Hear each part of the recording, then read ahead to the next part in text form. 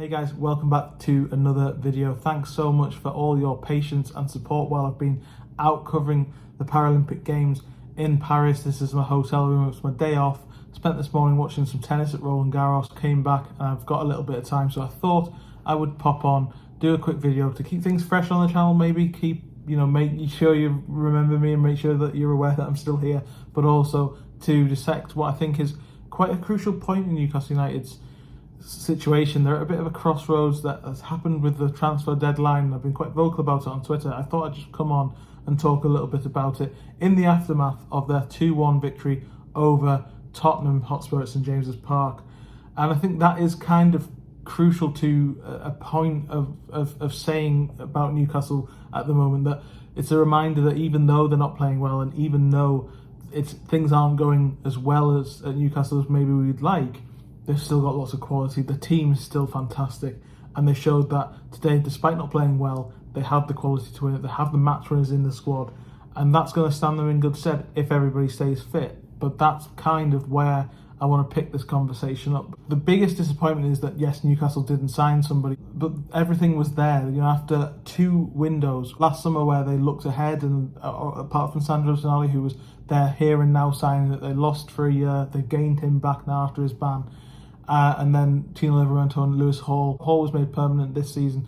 Livramento's sort of coming into his own as the main right back now. So you are seeing a little bit of development from last summer, but that isn't an excuse for not making a signing when you've got £70 million there to spend after the PSR situation that was panicky and reactive, which is exactly what they ended up being at the end of the window. It's all right saying that they didn't want to jump in and do anything ridiculous when Eddie Howe was right, when I agreed with Eddie Howe after the Seller Cup when he spoke about the fact that there's only a few players that can improve the team and make the team better, but that still doesn't fly when they bid £50 million on transfer deadline day for Anthony Elanga. And Elanga's a good player, I like him, but I think that wasn't part of the plan. They were going for a centre-back, and then they stopped going for a centre-back and turned their attention with a desperate bid for a right midfielder. It was reactive, it was panicky. As I said at the start, I think £70 million was there. They bid for Elise and activated his release clause, and then he went to Bayern Munich. Then they chased Mark Guehi and failed. And I mean, Crystal Palace had played Newcastle like a fiddle really with that whole thing. They played it out in public, they controlled the narrative, and Newcastle was just reactive and fed into their hands. And that, Joachim Andersen went, Maxence Lacroix came in, and they've kept Guehi. They've probably decided amongst themselves, Steve Parish, that it's maybe worth losing him for £20-30 million less next year, but gain another year out of him. So that's a calculation that they've made, and they've done it publicly, and it feels very much like Newcastle have been played out, as I say, and just sort of chased that whole thing. It's never felt like Newcastle have been in control of this entire summer, and I think the biggest problem with that for me is look at what they got with Sven Botman for 32 million, for 40 million with Bruno Guimaraes.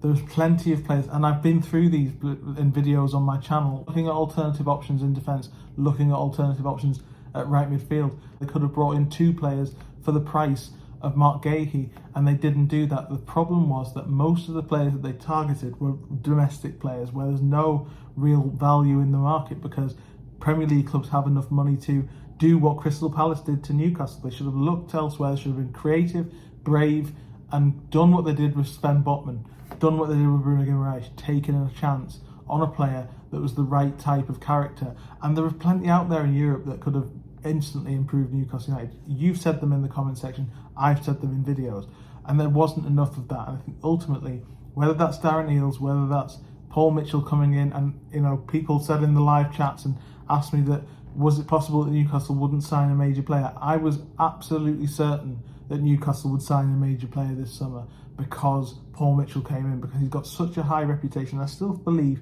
he is one of the best sporting directors and recruitment people out there, but it hasn't been a good summer for him. It hasn't been a good summer for anyone at Newcastle. There's been a distinct feeling of panic. There's been a distinct feeling of a lack of a plan.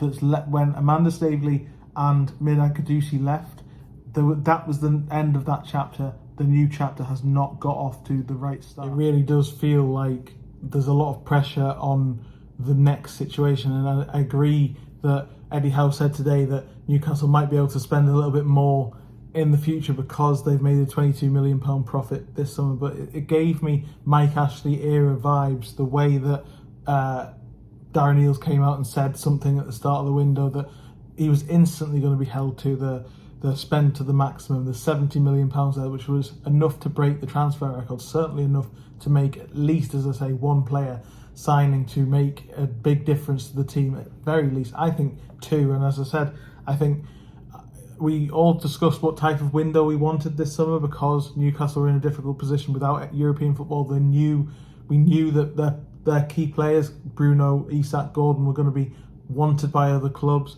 Was it going to be better to see one of those go and reinvest heavily in the squad, or keep those players and reinvest a little bit less? And I think that was the way forward. That was the way I would have gone.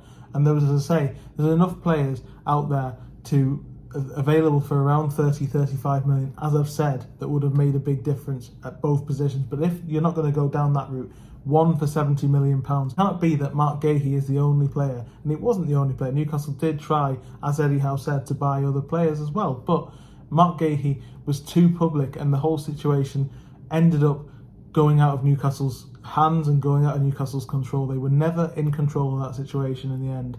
And I think that they should have been cleverer with their recruitment. If you look, as I say, at Botman and Bruno, they've gone and taken risks at key times. The value at £30-40 million isn't the only way you can measure somebody's ability to make a difference to the team. So that for me, there would have been, if you looked around Europe, as I said, and we mentioned them on these videos, other opportunities to go and sign players from Europe to make the team better. That didn't happen, and as a result, Newcastle feel like they've got no momentum. As I said, there's Mike Ashley vibes to the summer in terms of like keeping players and not strengthening. That's very 2013 when they signed only Vernon and Nita. The public announcement of that Darren Eales made, as I said, is very similar to every penny that Rafa can have, all that sort of thing. These vibes are very similar, but actually I would draw the biggest comparison between Newcastle's transfer window in 2003 when they only signed Lee Bowyer, because I think the Anita window, for example, any window under Mike Ashley, we all knew that the maximum expectation was just to survive. So it never felt like Newcastle were selling themselves short for what they expected by not strengthening the squad enough in the summer. Whereas this summer, all the talk is that Newcastle should be back in the Champions League. They should be in Europe. They need to be progressing. And yet they haven't given Eddie Howe the tools. They haven't gone and strengthened. And I think that is very similar to when they didn't push on after finishing third in 2002-03 by only buying Lee Bowyer when Sir Bobby Robson was in charge. And I think this is very similar. This is a team that needs to be constantly evolving because other teams have strengthened around them. Other teams have looked a little bit better. I still stand by what I said in the summer, that I don't think other teams have done that much, and they haven't. I don't look at what Villa have done and think it's amazing. I don't look at West Ham and think they're now a huge threat to Newcastle when both teams have got the fully fit squad. I think none of these teams have players like Isak, Bruno and Gordon that the best teams in the country, Liverpool, Arsenal and Manchester City, have all heavily been linked with those three, and all of their fans would absolutely love those three players to sign for their clubs. That doesn't happen at most other clubs in that race for the top four. I still maintain that. But at the same time, there was an opportunity to buy another player on that level, and they didn't take it, and they willfully didn't take it. And yes, Eddie Howe can talk about maybe strengthening in the future, but if they don't get in the top four, those players will look at it at this juncture and think, where is this project going? The momentum that they had when they signed Isak and Gordon and Bruno, and they signed Trippier, and they brought everything together and Botman, it was all going somewhere. And then they overachieved. Last season was supposed to be the settling in period. They had some teething issues, they had injury problems, there was lots of things, there was lots of reasons why things didn't work out. This season was the first one, no European football, the first season when the expectation was there, and unfortunately they haven't delivered in the transfer market. It's made it very difficult. The momentum is not with them. There's a decision to make in the crossroads coming in this project as to whether they can push on to get to the next stage. And I think that's where there's a bit of a problem here with Newcastle, is about, yes, they can push on and sign more players next summer, but they might also lose a key player on the pitch, which would push them back again. And as soon as they lose one or two, and it could be more than one next summer if they're not in the Champions League, then they almost have to restart while other teams are progressing. And you know that the key players that Newcastle was selling would instantly go to a Premier League rival. I think that this is a really bad summer because of the long-term effects. If Newcastle have a disappointing season, and I have my doubts as to whether this will all come to pass, because I still think that first 11 is absolutely good enough to finish in the top 4, especially with Tonali coming back. And as I mentioned at the top of the video, last summer's business and Hall coming in and looking a little bit better now. Livramento making that right back spot his own. He's had a bit of a rocky start to the season, but he looks ready for it, generally speaking. And then, Tonali coming back, as I say. Arns obviously scored on Sunday as well. There's a feeling that is going to help Newcastle, but at the same time, it's just a missed opportunity. They really could have solved the two big glaring issues that are even more glaring, particularly in centre-back, with Fabian Schär's coming back, but there's still two major injuries at centre-back that haven't been fixed. Yes, Lloyd Kelly's coming, looked good on Sunday by all accounts again, but there needed to be a big statement somewhere just to keep the whole thing moving forward. Now there's questions around it and there's pressure on. Eddie Howe's got to deliver something and he hasn't been given the tools to do so. You can tell he's frustrated. Paul Mitchell, it's been a disappointing start from him. Darren Eales, it's been a very disappointing summer from his perspective as well, especially coming out, as I said, to say what he said.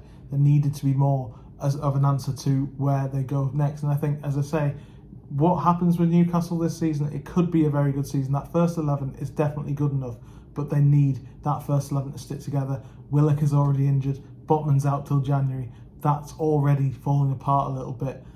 They need Sandro Tonali to hit the ground running, which is looked good in that game against Forest by all accounts. I haven't seen too much of this. I've been out here covering various different sports, been very busy every day, but the noises are good from Tonali, but it needs to be there needs to be a big thing to keep the momentum going. The win on Sunday is massive, and the fact that they got it without playing particularly well cannot be underestimated. They go up to 4th, or did at the time of the game. Surefire confidence in where Newcastle were going under this ownership and with Eddie Howe at the helm has sort of eroded over the last few weeks and months. I think that's because they didn't, for the first time, do what they should have done, which is take advantage of what they had. They had enough money there on the table. PSR is still a factor, but you can't say it's an excuse when you've bid £70 million for two players. The issue was that there was not enough creativity and negotiation, creativity in the market.